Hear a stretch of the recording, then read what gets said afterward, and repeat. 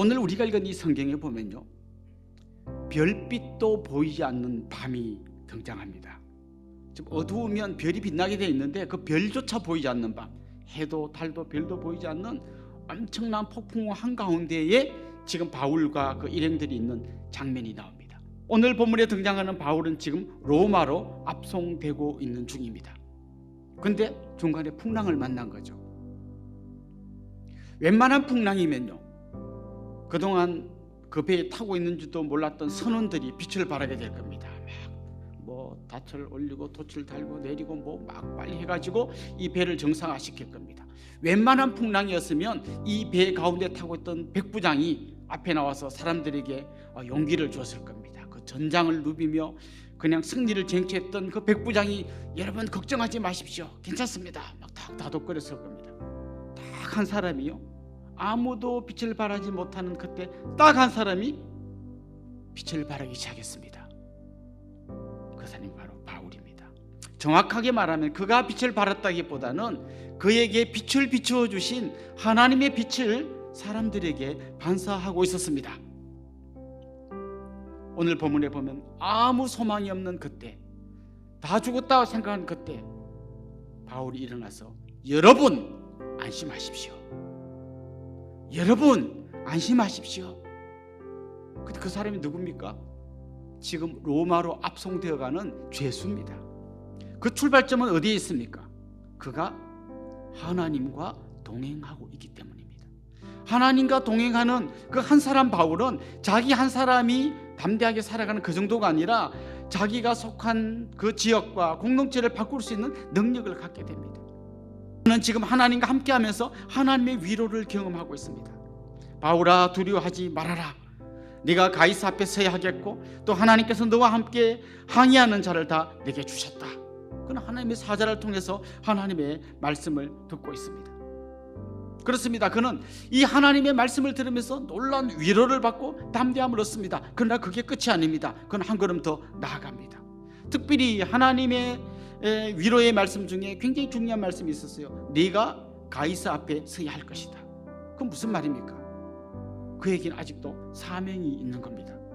내 사명이 다하기까지 너는 절대 죽지 않는다. 그가 지금 생각하고 있는 것이죠. 하나님이 그에게 말씀하시는 거죠. 너는 가이사 앞에 서야 될 것이다. 너는 로마 황제 앞에 설 거다. 그럼 이 배가 침몰하면 황제 앞에 설 수 없잖아요. 그러니까 너는 황제 앞에 서서 너의 사명을 다하는 그날까지 절대 죽지 않을 거다. 그걸 말씀해 주시는 것이죠. 그러니까 그는 끊임없이 하나님과 만남으로 하나님이 그에게 주신 이 사명을 따라 한 걸음 한 걸음 걸어가고 있는 겁니다. 그래서 그의 인생이 중요한 결정을 할 때마다 어느 게 내가 더 편안히 살 길인가, 어떤 길로 가야 좀 더 수입이 많아지나, 어떤 길로 가야 우리 아이가 좋은 대학 가나, 이런 기준으로 내가 모든 걸 판단하는 것이 아니라 어떤 길로 가는 것이 내 사명을 감당하는 길인가, 그 판단을 하면서 그가 한 걸음씩 가고 있는 겁니다. 그런데 결국 어떤 일이 일어났습니까? 나중에요, 빌립보서에 보면 그가 이런 이야기를 합니다.